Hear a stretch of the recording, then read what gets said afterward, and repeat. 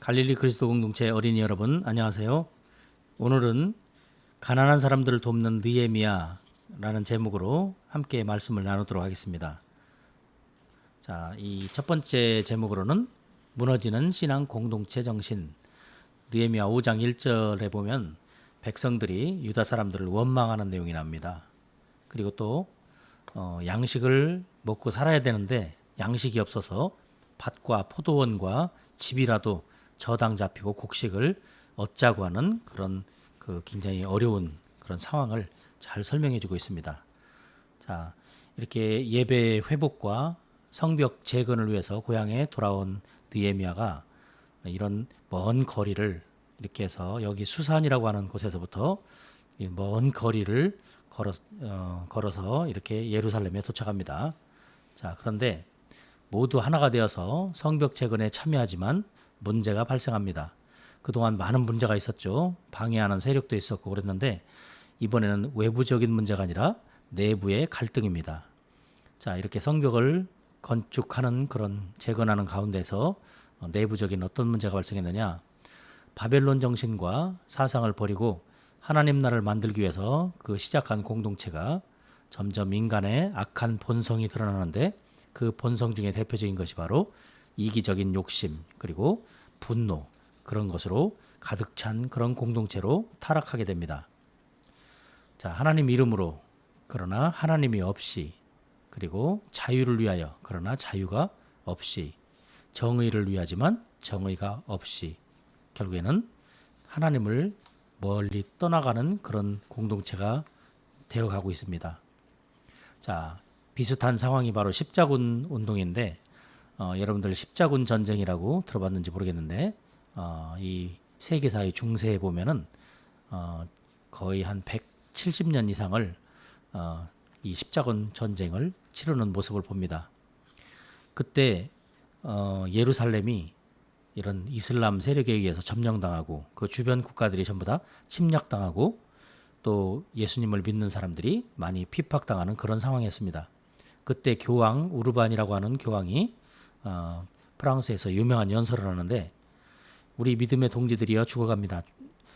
산자는 노예로 전락되고 교회는 파괴되고 신의 왕국은 침탈당합니다. 형제들이여 주 예수 그리스도가 우리를 부릅니다. 싸웁시다. 예루살렘을 탈환합시다. 싸우다 죽는 자들의 모든 죄는 사면될 것입니다. 라고 연설을 하자 수많은 사람들이 몰려옵니다. 그래서 결국에는 이제 제1차 십자군 원정이 시작되는데 자, 십자군 원정의 경로를 보면 이렇게 여러 번의 공격을 감행합니다. 그래서 1회부터 총 8회까지 아까 말한 것처럼 170년 이상 그 전쟁을 치르게 됩니다. 자, 1차 때는 가는 곳마다 정복하고 예루살렘을 쉽게 다시 되돌려 받습니다. 그러나 그들이 닥치는 대로 괴롭히고 재물을 착취하고 또 저항하는 사람들에게 가혹하게 살해하고 그런 과정 속에서 과연 십자군 공동체는 꿈꾸던 하나님 나라를 얻었을까요?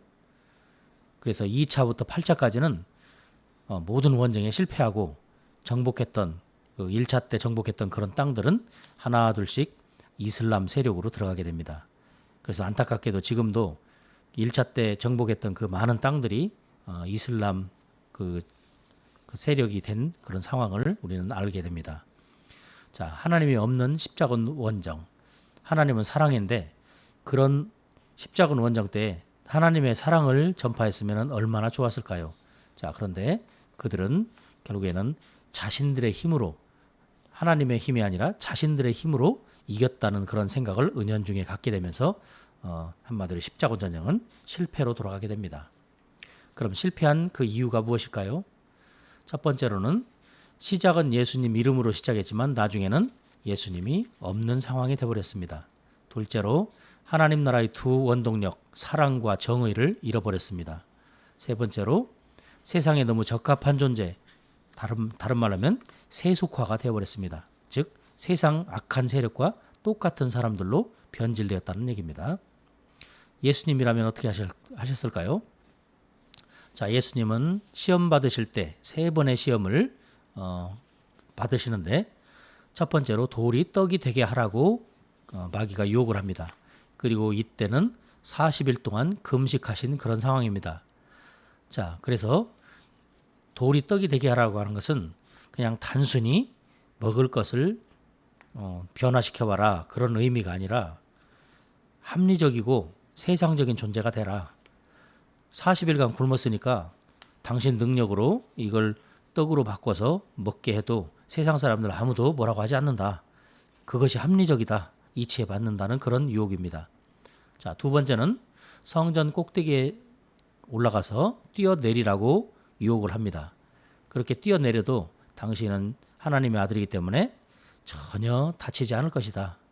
이런 기적을 세상 사람들에게 보여줘라. 이 얘기는 인기 있고 매력적인 존재가 되라.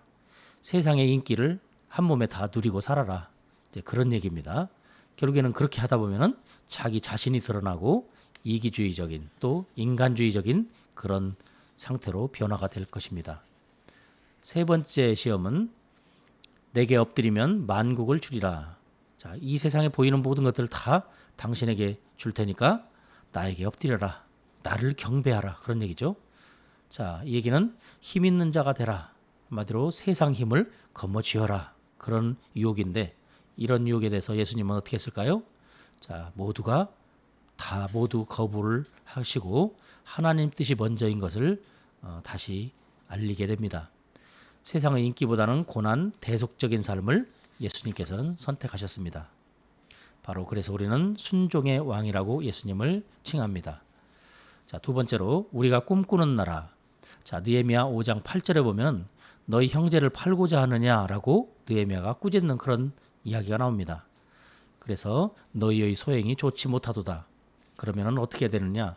바로 하나님 나라를 꿈꾸는 자는 이들의 공동체가 잃어버린 정신이 무엇인지를 먼저 알아야 됩니다. 고통받는 인간에 대한 연민을 잃어버렸어요. 이 말을 달리 말하면 이웃사랑을 버렸다는 얘기입니다. 두 번째로는 하나님에 대한 경외감, 아주 하나님을 두려움으로, 떨림으로 하나님을 경배를 해야 되는데 그런 마음을 잃어버렸습니다. 다른 말로 하면 하나님 사랑을 잃어버렸다는 얘기죠. 결국에는 두 가지 사랑, 하나님이 가장 강조했고 예수님이 성경의 핵심을 두 가지로 요약한 그 내용, 이웃사랑과 하나님 사랑, 이 두 가지를 이스라엘 사람들은 버린 것입니다. 자, 이사야 65장 17절에 보면은 보라 내가 새하늘과 새 땅을 창조하리니 이전 것은 기억되거나 마음에 생각나지 아니할 것이다 라고 말씀하고 있습니다. 여기서 새하늘과 새 땅, 바로 새 창조죠. 그래서 성경 전체의 주제는 바로 하나님 나라입니다. 자, 성경 전체의 주제 하나님 나라. 그걸 또 다른 말로 표현하면 새 하늘과 새 땅. 이사야가 말했고 또 나중에 요한계시록에도 나오죠. 자, 느헤미야는 새 하늘과 새 땅을 위해서 바벨론을 버리고 고향으로 온 거예요. 그 바벨론은 자기가 성공한 땅이고 자기가 인정받는 땅인데 그 세상적인 성공, 인정을 버리고 자기 고향으로 돌아옵니다. 자, 하나님 나라는 어떤 모습일까요? 어떤 사람은 이렇게 화려한 그림으로 표현하기도 합니다. 그리고 아름다운 정원이 있는 곳으로 이렇게 표현하기도 하지만 정말 하나님 나라는 우리 이 세상에서는 표현할 길이 없습니다. 이 세상에 하나님 나라와 똑같은 곳은 없기 때문입니다. 자, 이사야가 미리 본 새 하늘과 새 땅은 역사와 우주, 인간의 새 창조, 즉 영적 질서, 본질이 전혀 다른 완전하게 새 창조되는 그런 나라, 그런 나라를 이사야가 미리 꿈꾸며 본 것입니다. 요한계시록에도 내가 새 하늘과 새 땅을 보리니 처음 하늘과 처음 땅이 없어졌고 바다도 다시 있지 않더라 라고 기록되어 있습니다. 그리고 이사야 65장 25절을 보면은 일이 어린 양과 사자들이 서로 소처럼 풀을 뜯고 뱀도 물지 않고 어린아이와 함께 뒹굴며 노는 나라, 바로 아무도 해치지 않는 그런 나라, 그게 바로 하나님 나라라고 표현하고 있습니다. 세 번째로 우리의 고백과 결단입니다. 나와 내 형제들 총독의 녹을 먹지 아니하였느니라. 자, 한마디로 하나님 중심으로 살아가겠다는 얘기죠. 하나님이여, 이 백성을 위하여 내 행한 모든 일을 기억하사 내게 은혜를 베푸시옵소서. 나를 위해서가 아니라 이 백성 모든 백성들을 위해서 나에게 은혜를 베풀어 달라고 기도하는 느헤미야의 중보기도가 나옵니다. 자, 느헤미야는 사람을 의지하지 않았고 모든 특권을 스스로 내려놓았습니다. 그리고 오직 하나님만 바라보는 그런 삶을 결단하게 됩니다. 자, 새하늘과 새 땅은 일상 속에서 탐욕과 미움 때문에 그런 본성 때문에 무너질 수도 있습니다. 새하늘과 새 땅을 향하지 못하고 이런 우리의 인간적인 욕심 때문에 무너지는 경우도 많습니다. 자, 느헤미야의 기도의 모습을 보고 있습니다.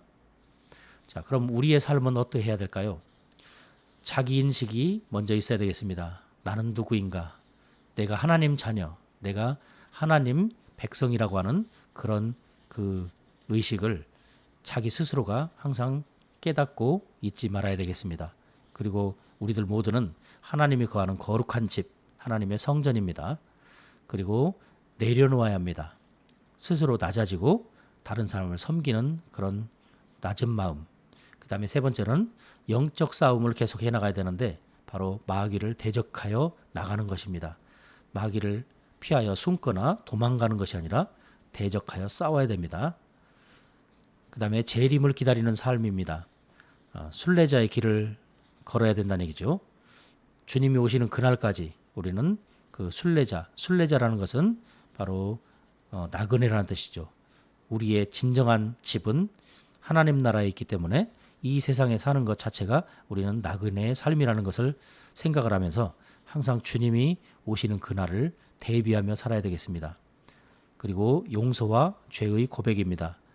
다른 사람을 풀어주는 것, 용서는 다른 사람을 풀어주는 것뿐만 아니라 나 자신을 풀어주는 것입니다.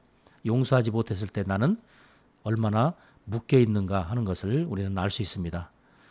마지막으로 하나님 임재의 삶을 살아야 되는데 우리 교회에서 늘 강조하는 네 가지가 있죠. 말씀, 기도, 찬양, 예배. 자, 이러한 삶을 살 때 우리는 하나님의 임재를 경험하게 됩니다. 자, 이렇게 어려운 시기 있을 때도 자, 밖에서 엄청나게 추운 날씨인데도 불구하고 예배를 사모하는 갈릴리 그리스도 공동체 예배의 모습 우리가 그전부터 많이 봐왔죠. 자, 이제 오늘 말씀을 놓고 함께 퀴즈를 풀어보도록 하겠습니다. 자, 첫 번째, 성경 전체의 주제는 무엇일까요? 자, 성경 전체의 주제 아까 나왔었죠? 너무 빨리 지나가서 기억이 안 나나요? 자, 정답은 하나님 나라죠. 하나님 나라. 바로 하나님 나라 건설하는 것이 바로 성경 전체의 주제예요. 두 번째, 느헤미야가 살았던 삶의 태도가 아닌 것은 자신의 특권을 내려놓았다. 사람의 힘을 의지했다. 오직 하나님만 바라보고 살았다. 문제 해결을 위해 기도했다. 자, 너무나 쉽죠? 자, 이 느헤미야는 오직 하나님만을 바라보았기 때문에 사람의 힘을 의지하지 않았습니다. 그래서 2번이 정답입니다. 세 번째, 이사야가 미리 본 것은 무엇에 대한 창조였을까요? 이사야는 무엇을 창조하는 것을 봤다고 그랬죠? 새하늘과 새 땅이죠. 그리고 이 내용은 요한계시록에도 똑같이 나온다 그랬죠. 자, 그다음 네 번째, 이스라엘 사람들이 잃어버린 정신은 무엇이었나요? 자, 성벽을 재건할 때 그렇게 힘들게 여러 가지 방해 요소를 물리쳐가면서 지어 나가는 중에 이번에는 내부적인 갈등이 있었다 그랬죠.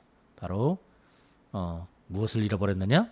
하나님 중심을 잃어버리고 이기적인 그런 생각, 아주 나쁜 그런 이기심 그런 것들이 이제 차츰차츰 드러나면서 공동체에 위기가 왔다고 얘기했죠. 자, 마지막 문제입니다. 하나님과 함께하는 삶을 살려면 어떤 태도로 살아야 하나요? 우리 교회에서 강조하는 네 가지. 자, 뭐죠? 말씀, 기도, 찬양, 예배입니다. 자, 한 주간도 주님 은혜 속에서 행복 가득한 시간 보내시기를 소원합니다. 할렐루야.